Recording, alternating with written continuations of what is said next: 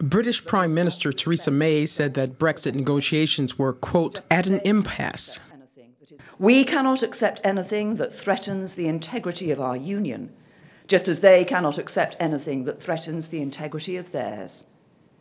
We cannot accept anything that does not respect the result of the referendum, just as they cannot accept anything that is not in the interests of their citizens.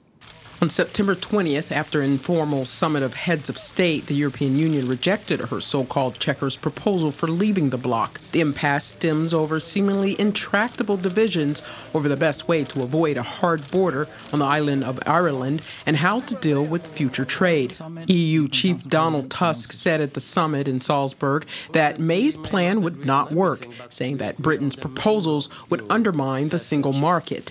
First, we reconfirmed that there will be no withdrawal agreement without a solid, operational and legally binding Irish backstop.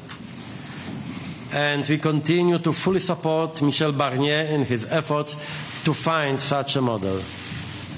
Second, we agreed to have a joint political declaration that provides as much clarity as possible on the future relations. Everybody shared the view that while there are positive elements in the Chequers proposal, the suggested framework for economic cooperation will not work, not least because it risks undermining the single market. And in the UK, parliamentary support for Theresa May's exit strategy seems to be cracking. Former UK Brexit Secretary David Davis confirmed this sentiment when asked by the press.